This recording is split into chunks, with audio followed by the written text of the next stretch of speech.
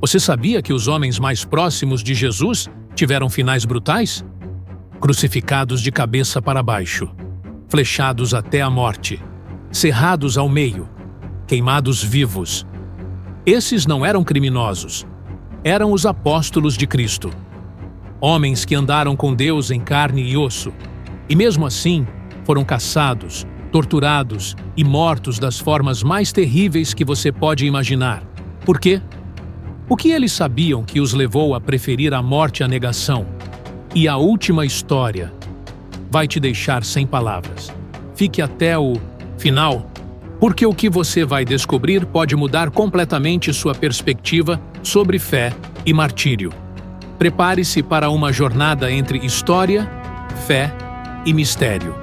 Hoje, vamos mergulhar nos últimos dias dos 12 apóstolos de Jesus. Não estamos falando de lendas, estamos falando de registros históricos, documentos antigos, testemunhos preservados por séculos. Homens comuns que testemunharam o extraordinário e pagaram o preço mais alto por isso. Você vai descobrir como cada um deles morreu, onde estavam, o que disseram e por que nunca negaram o que viram. Essa história vai além da Bíblia. Ela atravessa continentes, impérios e a própria natureza humana. E antes de continuarmos, comente agora. De qual cidade ou país você está nos assistindo? Quero saber onde essa mensagem está chegando. Pedro, o apóstolo crucificado de cabeça para baixo. Imagine estar diante de uma das cenas mais brutais da história cristã primitiva. Roma, no ano 64 d.C., o imperador Nero acabara de incendiar a cidade e culpou os cristãos. A perseguição foi implacável. Casas invadidas, famílias arrastadas para as ruas, cristãos transformados em tochas humanas para iluminar os jardins imperiais. E no meio desse horror estava Pedro. O mesmo Pedro que negou Jesus 3 vezes. O mesmo que abandonou o Mestre na hora da cruz. Mas agora, décadas depois, era um homem diferente. Um líder, um pastor, um pilar da igreja nascente. E quando os soldados romanos vieram buscá-lo, ele não fugiu. Segundo a tradição preservada por Orígenes de Alexandria, no século III, Pedro foi condenado à crucificação, a mesma morte de Cristo. Mas quando chegou o momento, Pedro fez um pedido inesperado. Não sou digno de morrer como meu Senhor. Crucifiquem-me de cabeça para baixo. E assim foi feito. Os pregos atravessaram seus pés e mãos. A cruz foi virada. E Pedro ficou pendurado, de cabeça para baixo, olhando para o chão, enquanto a vida esvaía de seu corpo. Você consegue imaginar a dor? A pressão do sangue descendo para a cabeça. A respiração se tornando impossível. O coração lutando contra a gravidade. Mas testemunhas relatam que Pedro pregou até o último suspiro, perdoando seus executores, falando de Jesus, cantando hinos mesmo com o corpo despedaçado. Agora pense comigo, o que faria um homem escolher essa morte? Pedro tinha visto Jesus ressuscitado. Ele não estava defendendo uma ideia, estava defendendo uma certeza, uma experiência que transformou completamente sua realidade. E por isso, a morte não era o fim, era a vitória. Hoje, a Basílica de São Pedro no Vaticano está construída exatamente sobre o local onde, segundo a tradição e evidências arqueológicas, Pedro foi enterrado.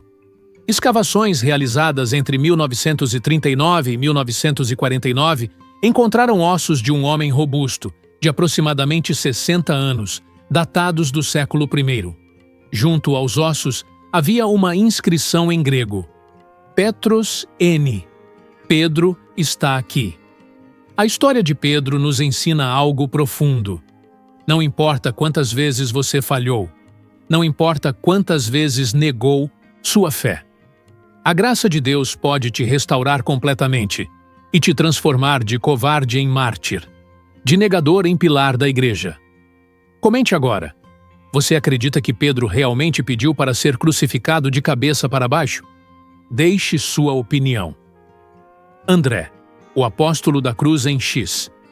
Continuando nossa jornada, chegamos a André, irmão de Pedro, pescador, o primeiro a seguir Jesus. Segundo o Evangelho de João, foi André quem levou Pedro até Cristo. Encontramos o Messias, ele disse.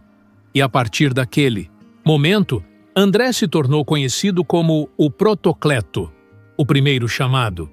Mas o final de André foi tão dramático quanto o de seu irmão. Imagine a cidade de Patras, na Grécia, por volta do ano 60 a.C. André havia passado décadas pregando nas regiões ao redor do Mar Negro, na Turquia, e finalmente chegou a Acaia. Sua pregação era poderosa. Multidões se convertiam. Até mesmo Maximila, esposa do procônsul romano Egeu, se tornou cristã. E isso enfureceu o governador. Egeu mandou prender André. Pare de pregar sobre esse Jesus crucificado, ordenou. Adore nossos deuses ou morrerá. A resposta de André foi direta. Os deuses que você adora são demônios. Eu sirvo ao Deus vivo, que criou o céu e a terra. Egeu explodiu em raiva. Condenou André à crucificação. Mas não uma crucificação comum. André seria amarrado, não pregado, a uma cruz em formato de X. Por quê? Para prolongar o sofrimento. Quando um crucificado é pregado, a morte vem em horas. Quando é amarrado, pode levar dias. E foi exatamente isso que aconteceu. Segundo os Atos de André, um documento do século II, André ficou pendurado naquela cruz por 2 dias inteiros, pregando, ensinando, encorajando os cristãos que se reuniam ao redor dele. As pessoas choravam, gritavam por sua libertação. Até mesmo alguns soldados romanos ficaram comovidos, mas André os impediu de intervir. Não impeçam meu martírio, ele disse. Eu vejo meu rei. Ele está me esperando. E depois de 2 dias, André finalmente entregou seu espírito. Hoje, a cruz em X é conhecida como Cruz de Santo André. Você a vê na bandeira da Escócia, na bandeira do Reino Unido, um símbolo de sacrifício e fidelidade. Mas aqui está algo fascinante. Por que os apóstolos não negaram? Pense comigo. As pessoas podem morrer por uma mentira que acreditam ser verdade. Mas ninguém morre por uma mentira que sabe ser mentira. Se Jesus não tivesse ressuscitado, se tudo fosse uma farsa inventada pelos discípulos, por que eles aceitariam morrer torturados? Bastava negar. Bastava dizer, foi tudo mentira, nós roubamos o corpo, e suas vidas seriam poupadas. Mas nenhum deles negou, porque não era uma crença, era um testemunho. Eles viram, tocaram, comeram com Jesus ressuscitado. E por isso, a morte não era uma ameaça, era uma passagem. Comente agora, você conseguiria manter sua fé diante da tortura e da morte? Seja sincero nos comentários. Tiago Maior, o primeiro mártir apostólico. Agora vamos à história do primeiro apóstolo a ser executado.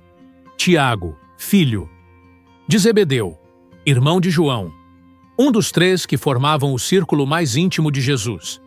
Ele estava no Monte da Transfiguração. Ele estava no Getsêmani. Ele viu Jesus na glória e na agonia. E sua morte está registrada com precisão cirúrgica na Bíblia. Atos 12, entre 1, 2. Por aquele tempo, o rei Herodes prendeu alguns que pertenciam à igreja, com o propósito de maltratá-los. Mandou matar à espada Tiago, irmão de João. Simples assim, sem cerimônia, sem julgamento prolongado. Jerusalém, ano 44 d.C. O rei Herodes Agripa.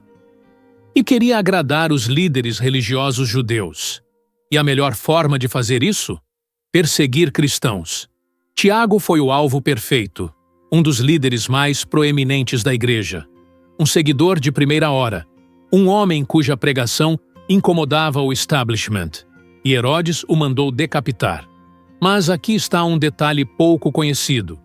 Segundo Clemente de Alexandria e Eusébio de Cesareia, historiador cristão do século IV, algo extraordinário aconteceu no caminho para a execução.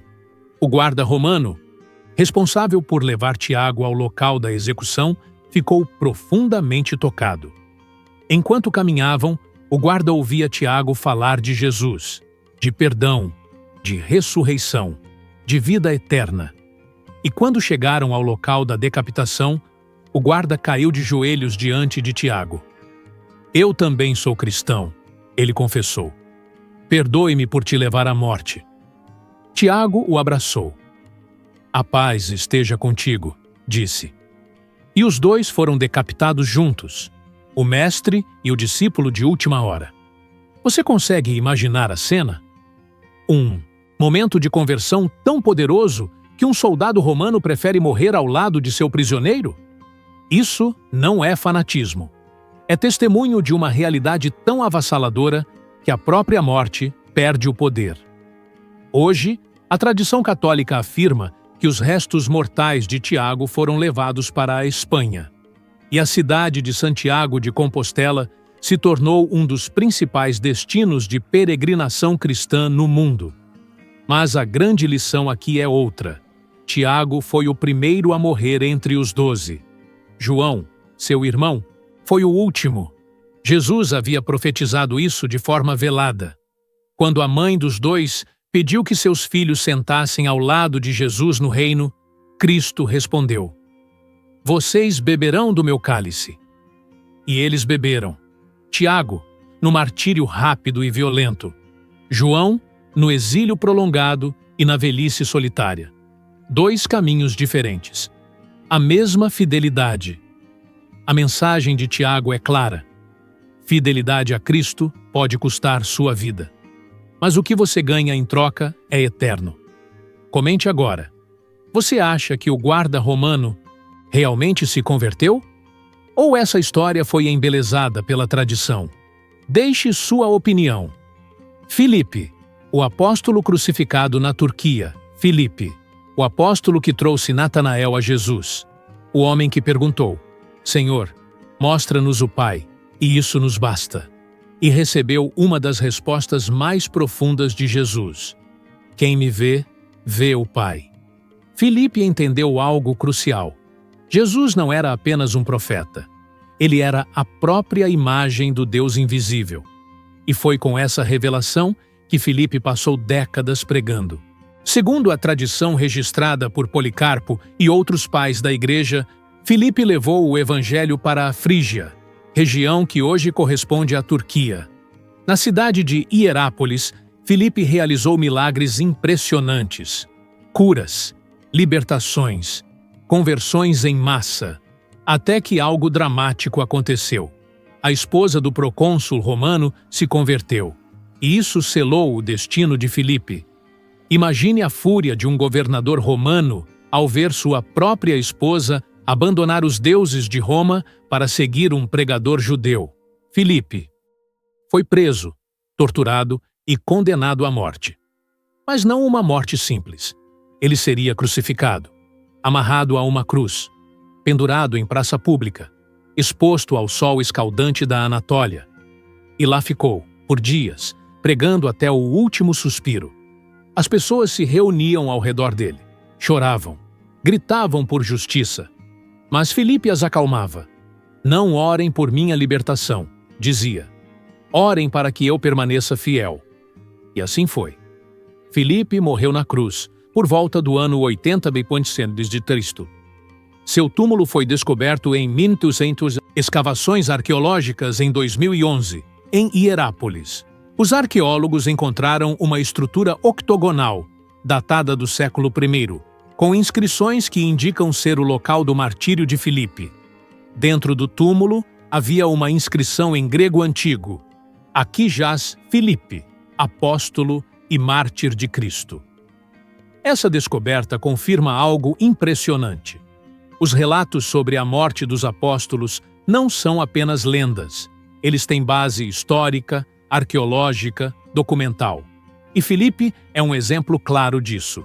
Mas aqui está a pergunta que não quer calar. Por que um homem que viu Jesus face a face aceitaria morrer dessa forma? A resposta é simples: porque ele não estava defendendo uma ideologia. Ele estava testemunhando uma realidade. Filipe viu Jesus ressuscitado. Ele comeu com Cristo após a ressurreição. Ele tocou as feridas do Salvador. E uma vez que você vê a morte sendo derrotada, você nunca mais tem medo dela. Comente agora. Se você tivesse visto Jesus ressuscitado com seus próprios olhos, você teria coragem de morrer por ele? Seja sincero. Bartolomeu, o apóstolo esfolado vivo. Prepare-se, porque essa história é perturbadora. Bartolomeu, também conhecido como Natanael, o homem de quem Jesus disse: "Eis um verdadeiro israelita, em quem não há falsidade." Um homem íntegro, honesto, corajoso e que teve um dos finais mais horríveis entre todos os apóstolos. Segundo a tradição preservada por São Jerônimo e outros pais da Igreja, Bartolomeu levou o Evangelho até a Armênia e a Índia, regiões remotas, culturas pagãs, adoradores de ídolos. Mas Bartolomeu não se intimidou. Ele pregou com ousadia, realizou milagres, libertou endemoninhados, e isso provocou a fúria dos sacerdotes pagãos. Na Armênia, Bartolomeu converteu o próprio rei Polímio ao cristianismo. Mas o irmão do rei, Astiages, não aceitou isso. Ele via o cristianismo como uma ameaça ao poder estabelecido e decidiu eliminar Bartolomeu. A execução foi brutal. Bartolomeu foi amarrado e então, lentamente, metodicamente, esfolado vivo.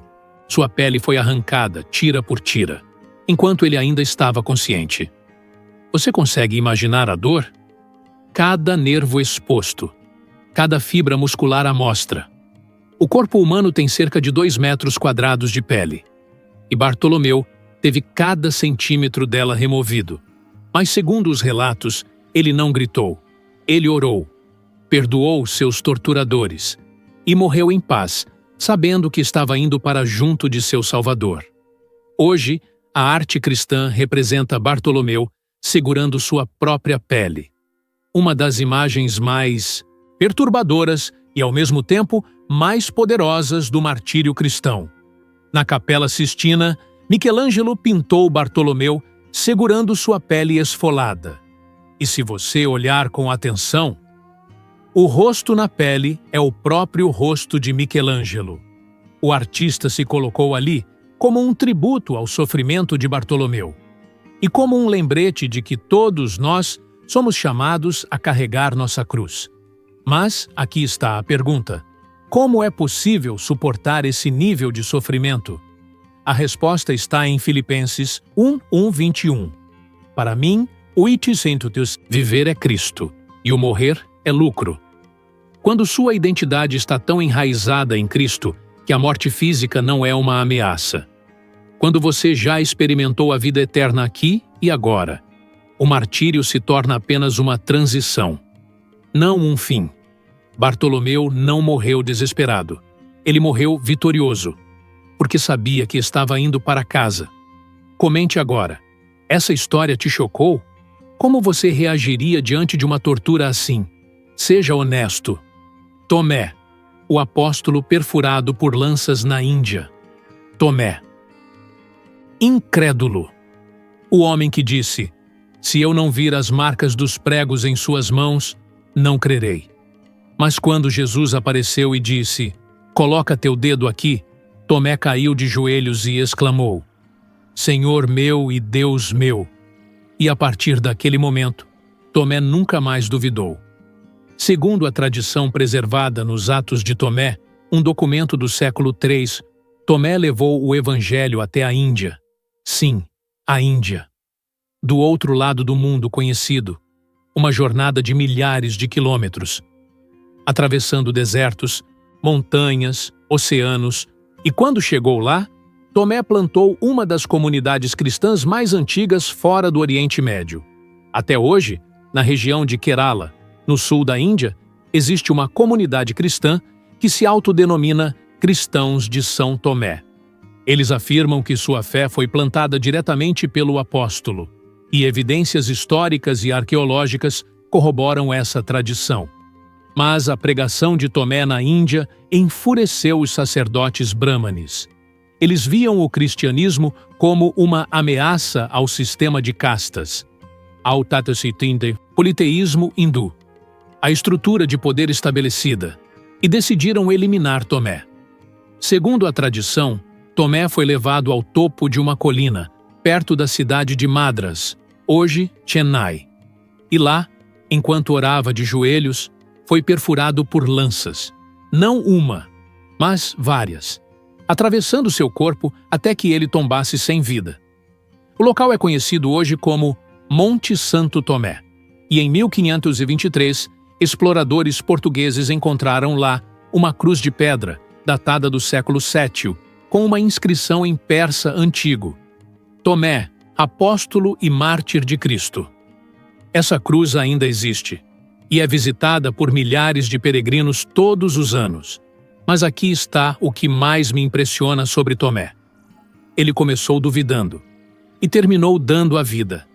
Isso mostra algo profundo. Dúvidas não desqualificam ninguém.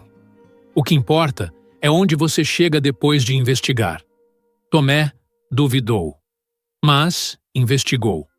E quando viu a verdade, ele a abraçou completamente, a ponto de atravessar o mundo para pregá-la e morrer por ela.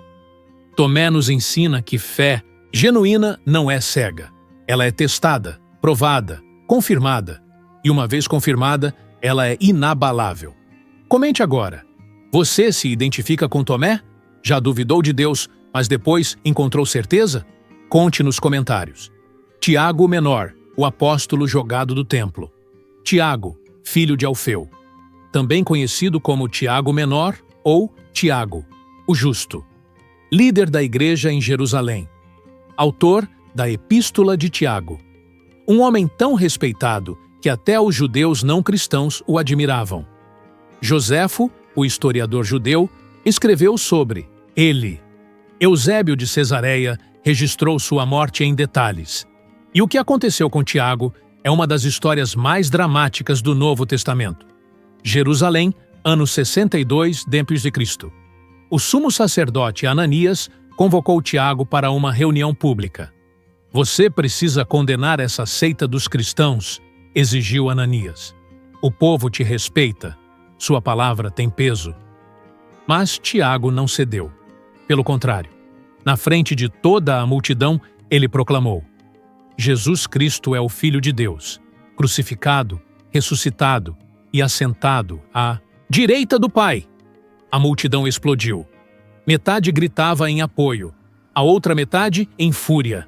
E os líderes religiosos decidiram: Tiago tinha que morrer. Segundo Regesipo, escritor cristão do século II, Tiago foi levado ao pináculo do templo, a parte mais alta. De lá, ele seria jogado, para servir de exemplo, para silenciar a igreja.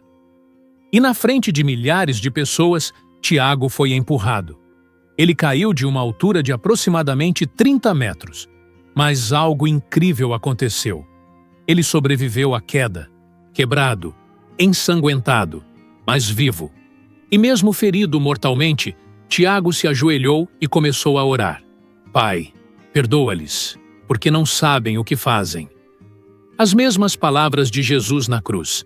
Mas os líderes religiosos não suportaram.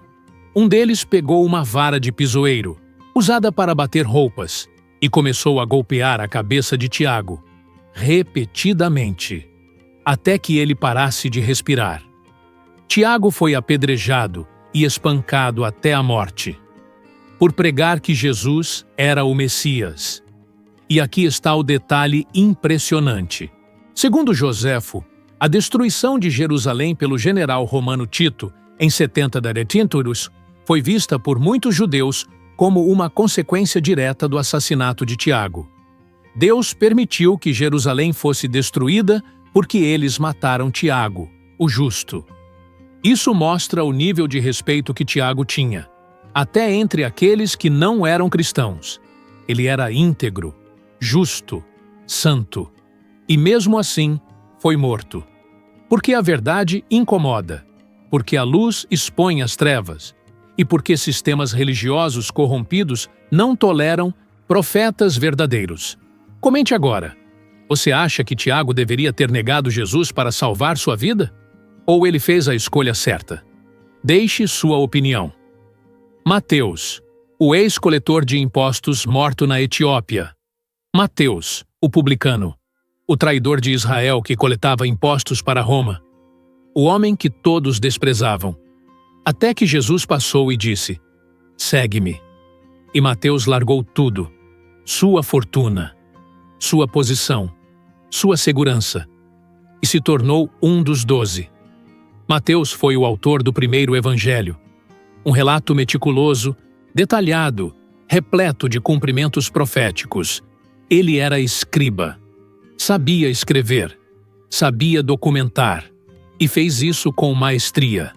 Mas depois de escrever seu evangelho, Mateus não ficou confortável em Jerusalém. Ele levou a mensagem de Cristo para além das fronteiras de Israel. Segundo a tradição, Mateus pregou na Etiópia e na Pérsia, regiões hostis ao cristianismo, lugares onde ser cristão era uma sentença de morte. E foi exatamente isso que aconteceu. Na Etiópia, Mateus converteu multidões, incluindo membros da família real. Mas o rei Hirtacus não aceitou que sua própria filha se tornasse cristã e ordenou a execução de Mateus. Segundo os Atos de Mateus, ele foi morto enquanto celebrava a Eucaristia. Uma espada atravessou suas costas. Ele caiu sobre o altar e morreu ali, no ato de adoração. Imagine a cena: Mateus, de joelhos, partindo o pão, dizendo: "Isto é o meu corpo entregue por vós." E naquele exato momento, ele próprio entrega o corpo, em sacrifício, em adoração, em fidelidade absoluta. Hoje, o túmulo de Mateus é venerado na Catedral de Salerno, na Itália. Seus restos mortais foram levados para lá durante as Cruzadas. Mas o legado de Mateus vai muito além de seu túmulo. Ele nos deixou um evangelho, um testemunho escrito de que Jesus é o Messias prometido. E nos ensinou que não importa seu passado, não importa quantas vezes você foi rejeitado, não importa quantos erros você cometeu.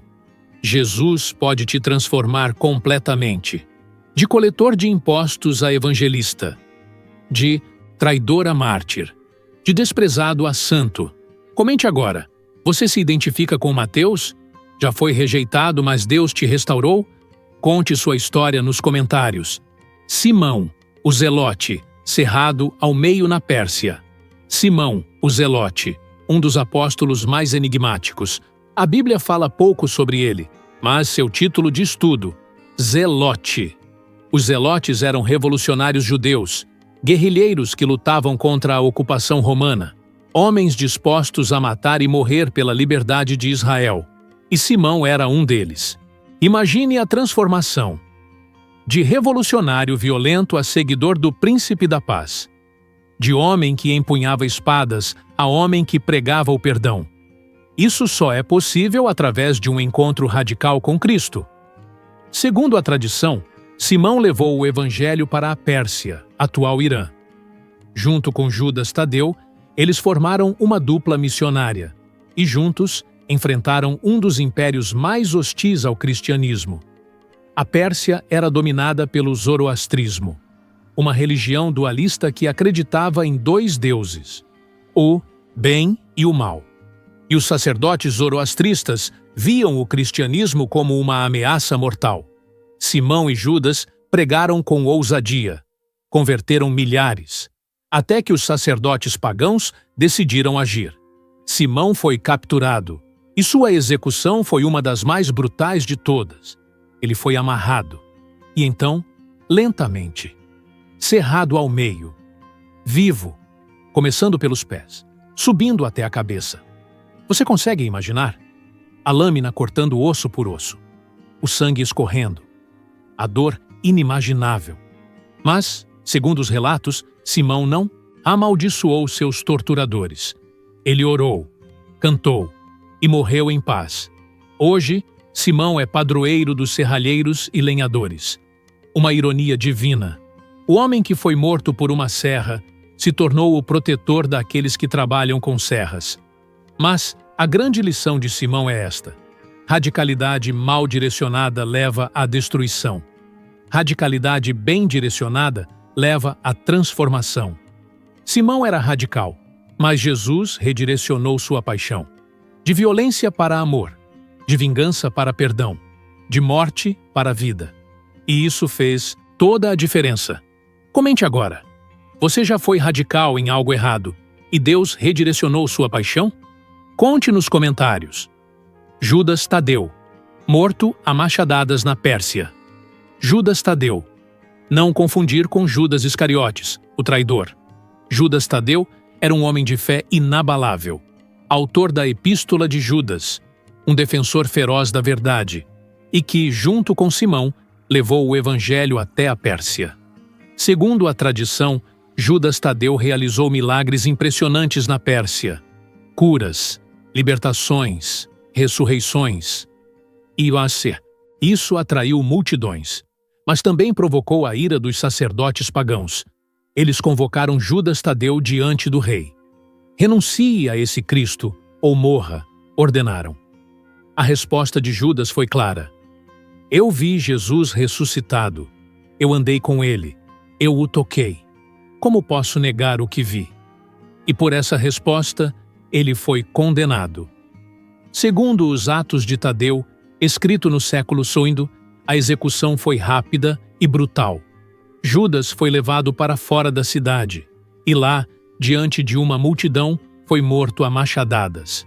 Golpes, repetidos na cabeça e no pescoço, até que seu corpo tombasse sem vida. Hoje, a arte cristã representa Judas Tadeu segurando um machado ou uma clava, não como símbolo de violência, mas como lembrança de seu martírio. E aqui está algo fascinante sobre Judas Tadeu.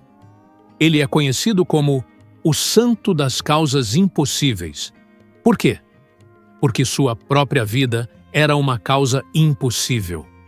Ele tinha o nome do traidor mais famoso da história: Judas.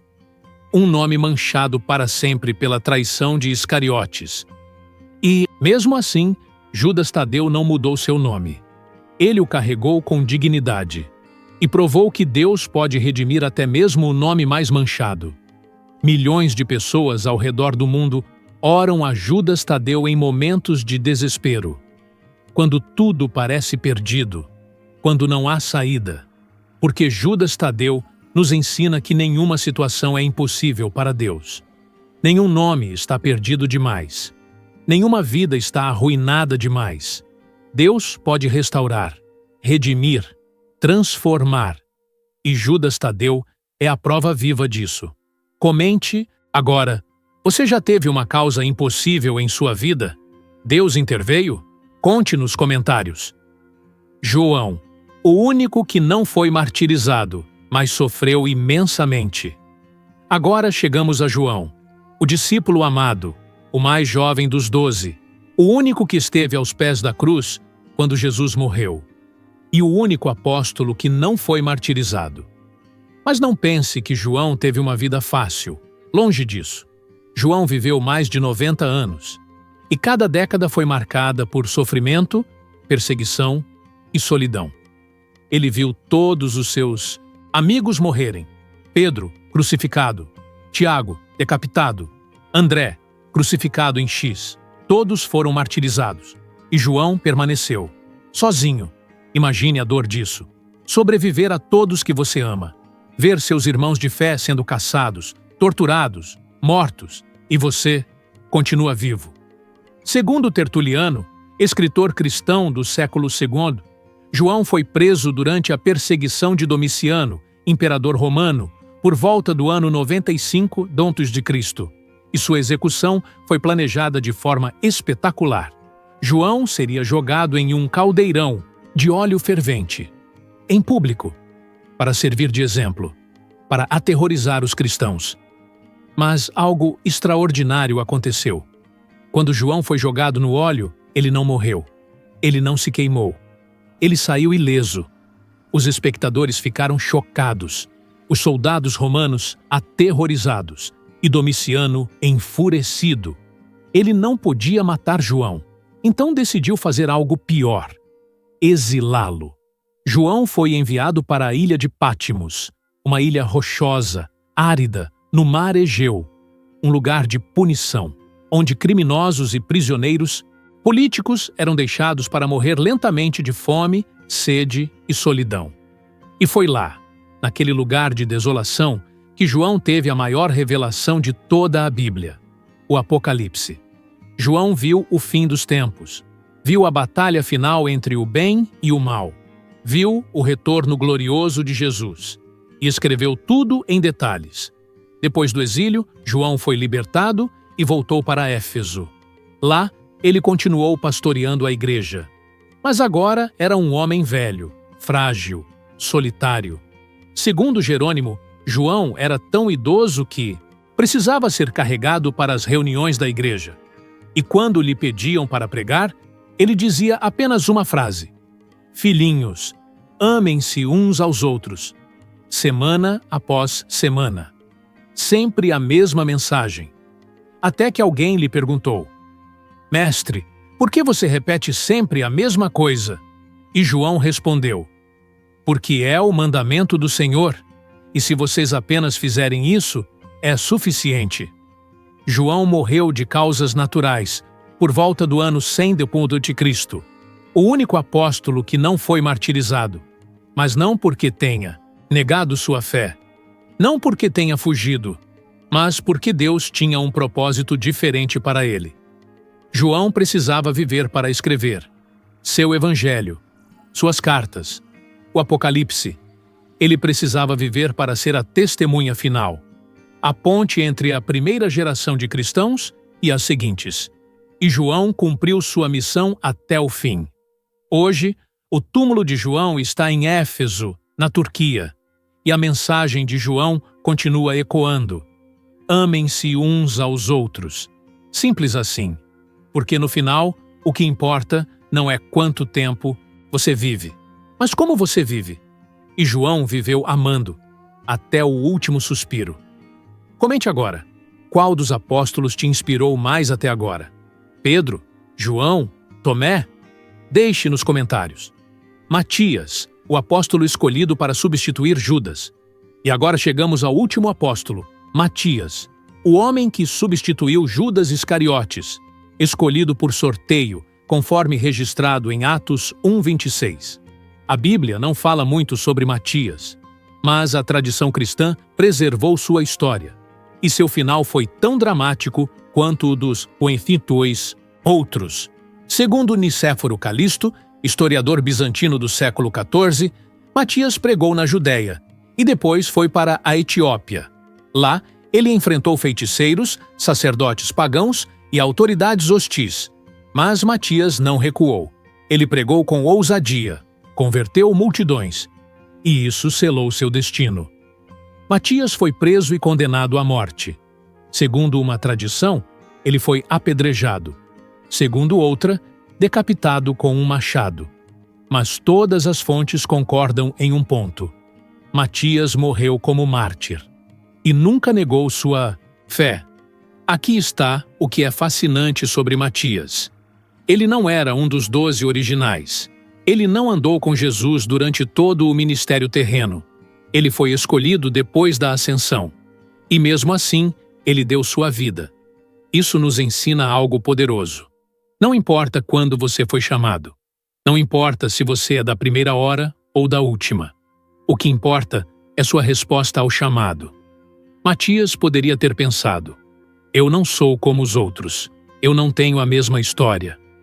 Mas ele não pensou assim. Ele abraçou sua missão e a cumpriu até o fim. Hoje, relíquias atribuídas a Matias são veneradas na Abadia de São Matias, em Trier, na Alemanha. E sua vida nos ensina que Deus pode usar qualquer um, em qualquer momento, para qualquer propósito, desde que você esteja disposto a dizer sim. Comente agora. Você já sentiu que foi chamado por Deus em um momento inesperado? Como respondeu? Deixe nos comentários. A grande questão. Agora pare e pense comigo. 12 homens, 12 histórias, 12 finais brutais. Com exceção de João, todos foram mortos de formas terríveis. Crucificados, decapitados, apedrejados, esfolados, serrados, perfurados. E aqui está a pergunta que não quer calar. Por quê? Por que nenhum deles negou? Por que nenhum deles disse: tudo bem, foi tudo mentira, nós inventamos a ressurreição. Isso teria salvado suas vidas. Isso teria acabado com o sofrimento. Mas nenhum deles fez isso. Nenhum. E a razão é simples. Eles não estavam defendendo uma ideologia. Eles estavam testemunhando uma realidade. Eles viram Jesus ressuscitado. Eles comeram com ele. Tocaram suas feridas. Conversaram com ele durante 40 dias. E uma vez que você vê a morte sendo derrotada, uma vez que você testemunha o poder de Deus sobre o túmulo, a morte física perde completamente seu poder sobre você. Porque você sabe que ela não é o fim, é apenas uma passagem. Pense bem. As pessoas podem morrer por uma mentira que acreditam ser verdade. Terroristas fazem isso, fanáticos fazem isso, mas ninguém morre por uma mentira que sabe ser mentira. Se a ressurreição fosse uma farsa inventada pelos apóstolos, se eles tivessem roubado o corpo de Jesus e criado uma história, você acha mesmo que todos eles aceitariam ser torturados até a morte sem confessar a verdade? Impossível. O ser humano tem um instinto de sobrevivência. E quando a dor chega a certos níveis, a verdade sempre vem à tona. Mas os apóstolos não confessaram nenhuma mentira. Porque não havia mentira para confessar. Eles morreram, testemunhando o que viram. E isso muda tudo. Hoje, 2000 anos depois, a mensagem desses homens continua viva. Mais de 2 bilhões de cristãos ao redor do mundo. Igrejas em todos os continentes. Mártires ainda morrendo por Cristo em países hostis. E tudo começou com 12 homens comuns, pescadores, coletores de impostos, revolucionários, homens cheios de falhas. Pedro negou Jesus. Tomé duvidou. Os outros fugiram no Getsêmani.